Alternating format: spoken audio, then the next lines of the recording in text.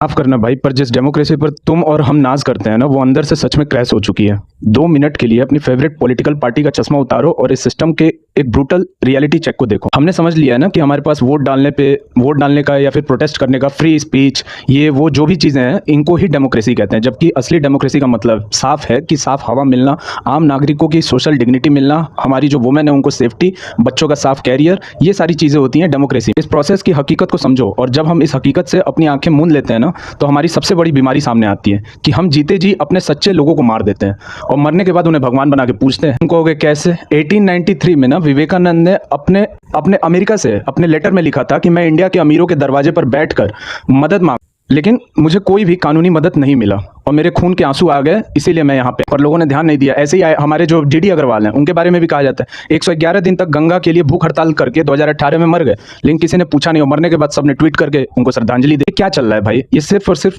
एक खेल बन चुका है, नेताओं के वोट बैंक का एक खेल बन चुका है। ग्राउंड लेवल पे आके देखो तो बहुत कुछ चीजें हैं जो हम लोग समझते ही नहीं है। नीट के लिए हम चिल्ला रहे हैं, हम सेफ्टी के लिए चिल्ला रहे हैं, कोर्ट जब मन कर रहा है तो हम सब कोर्ट का मुंह देखते हैं, और आए दिन हम कुछ ना कुछ उससे उल्टा सीधा सुनने में आ जा रहा है कि ब्रेस्ट दबाना ये नहीं है, रेप नहीं होता है, स्किन टू स्किन टच नहीं है तो उसको रेप नहीं कहेंगे। तो ये सब क्या चल रहा है भाई? लोकतंत्र में सिर्फ और सिर्फ आज हम जो चीज फॉलो कर रहे हैं ना, वो कागज पे चल रही लोकतंत्र को फॉलो कर रहे हैं। आम आदमी कागज के लोकतंत्र से परेशान होकर और जब अपोजिशन की तरफ देखता है ना, तो उसको वहां पे भी धोखा मिलता है, और मिल भी रहा है, क्योंकि दोनों का डीएनए सेम है। चाहे पावर में हो, चाहे फिर अपोजिशन में हो, काम एक ही है, दबाना। और ये हम बात समझ नहीं पा रहे हैं क्योंकि हम सब बटे हुए हैं। हम सिर्फ और सिर्फ इंडेक्स वाली लोकतंत्र की बात करते हैं, जो वेस्ट का बिजनेस, ये किसी को नहीं समझ में आ रहा है। ये सिर्फ और सिर्फ वेस्ट का बिजनेस मॉडल है, जो कि एक खोखलापन है, एक असली डेमोक्रेसी को छुपाने का और ढिंडोरा पीटने का एक तरीका।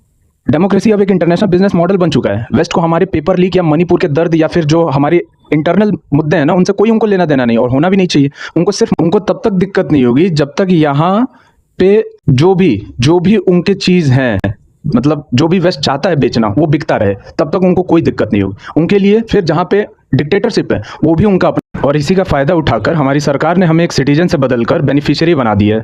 5 किलो राशन और मुफ्त की स्कीम देकर हमारे सवाल पूछने की ताकत को ही लॉक करके बंद कर दिया है, मतलब एकदम से खत्म कर दिया है। तो अब सवाल ये है कि सारा बवाल सिर्फ सोशल मीडिया पर ही क्यों हो रहा है? लोकतंत्र में नेताओं को भगवान या हीरो बनाने के लिए नहीं बना था।